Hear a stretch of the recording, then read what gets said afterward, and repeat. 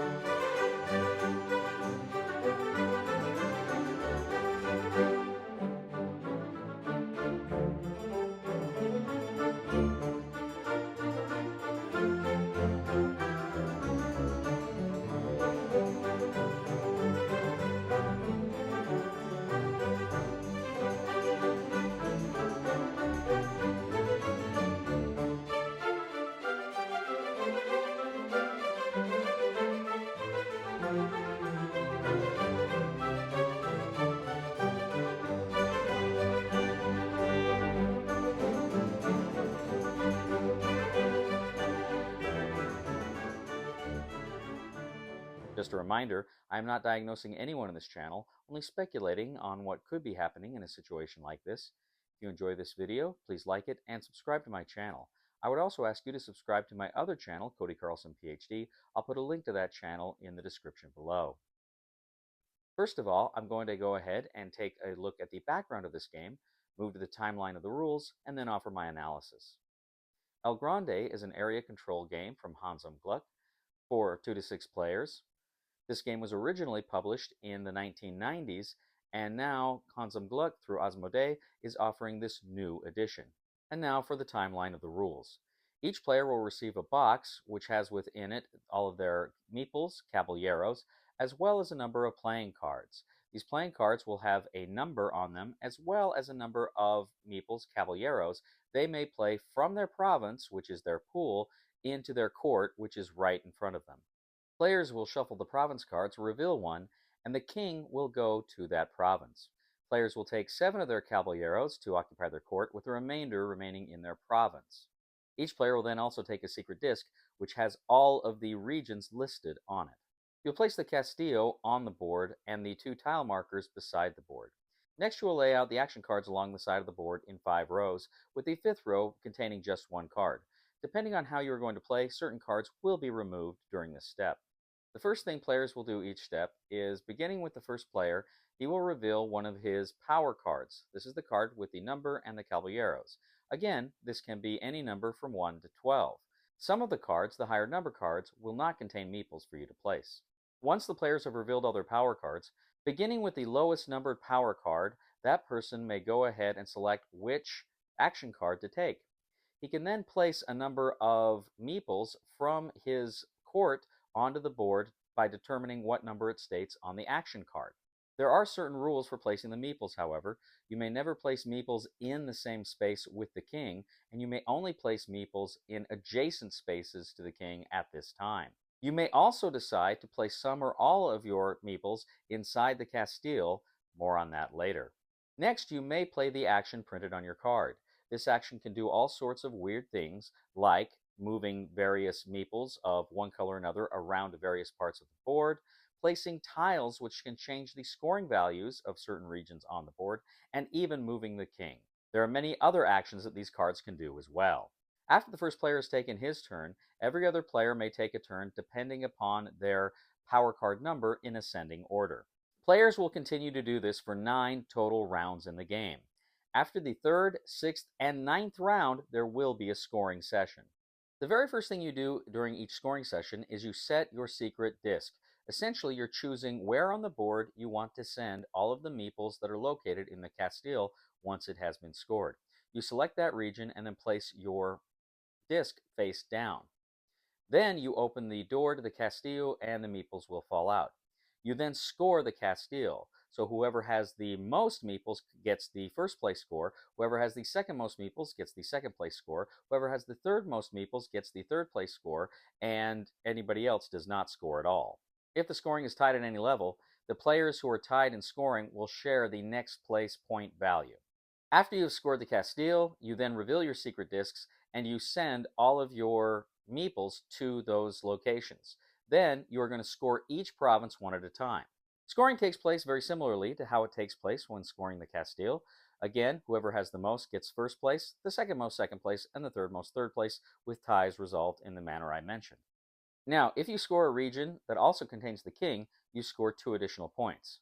Also, some card effects may allow you to put out your Grande, which is a mounted meeple.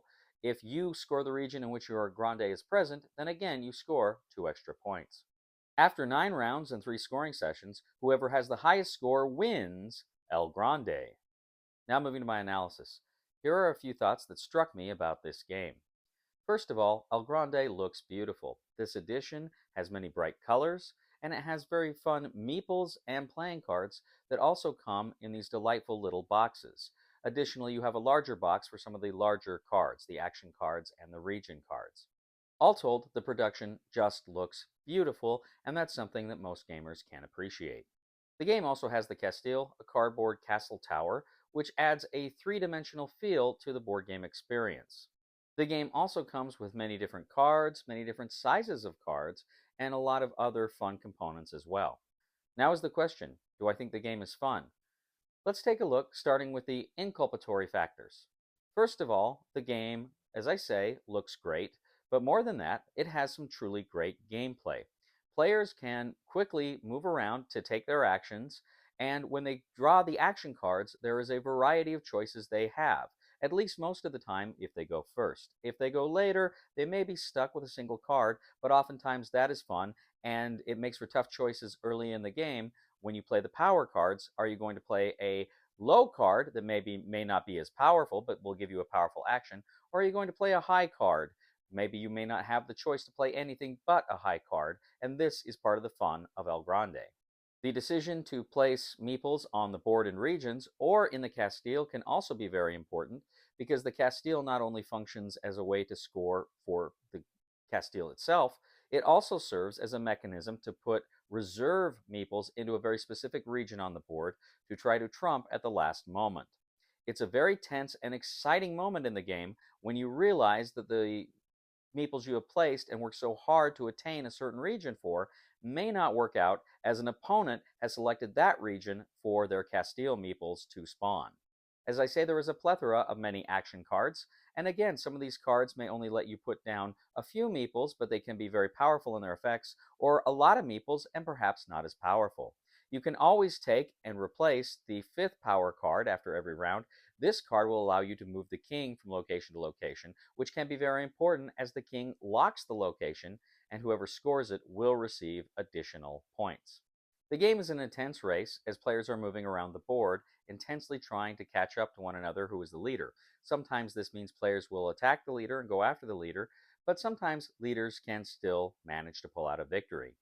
In this game you are seeing here, Zach was actually fairly far ahead for much of the game. And then it came down to he and Duffy.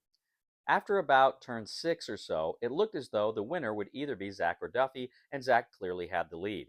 However, by the end of the game, Duffy was able to score more points, just barely, and he won the game, stealing it from Zach. And this brings up an important point. As I say, after about turn 6, that is to say, the second scoring round, we were all convinced that we weren't going to win. It was just going to be Zach or Duffy. Rob, Holly, and I were fairly certain it would not be us. And yet, even as I knew I most likely was not going to win this game by the 6th game turn, it became apparent to me I was still having fun.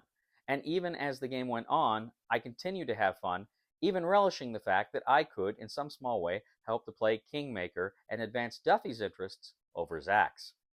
This reminds me of something that Matt recently said on Shut Up and Sit Down. He said that a mark of a good game is you can still have fun even when you're not winning. This is very true of El Grande. Now let's take a look at some of the exculpatory factors, including the fact that you have to punch out, build, and put together the cardboard Castile. This is never my favorite thing when it comes to unboxing a game, and oftentimes I'm often worried if it will be crushed within the game or damaged in some way.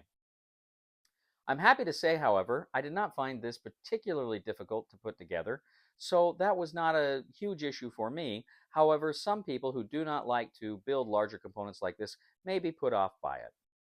My other complaint, and this one is a bit more significant, each of these secret discs that the players have, the spinners are incredibly loose. it's very easy to put them on one region and then have them spin while you are moving them to another region. So when you put it where you wanted it and flipped it over, you had to keep your thumb holding the spinner in place, or else you would lose your place on the board. This was disappointing, and I had wished that they had had tougher, tighter spinners here in order to stay in place. I tried for some time to push them down very hard. Nevertheless, they continued to be loose. Putting together all of these factors, my conclusion is yes, the game is fun. The game is very fun, extraordinarily fun, and I can't believe that I have not played this game, which has been out for about 30 years in various editions. I think this game is terrific.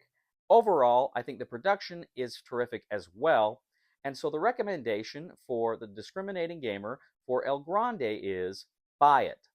As always, I hope you found my analysis of this game to be informative.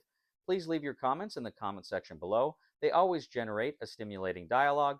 Thanks for watching. Please somebody help me on my feet again, and I don't know where I'm going, and I don't know where I've been. Please somebody help me on the solid ground. It's a long time, and I'll be dying. Once a year I wind up in the band. Hey, I'm just sitting here at my piano, and I wrote a little song for you guys. I'm not going to sing it because it's not very good,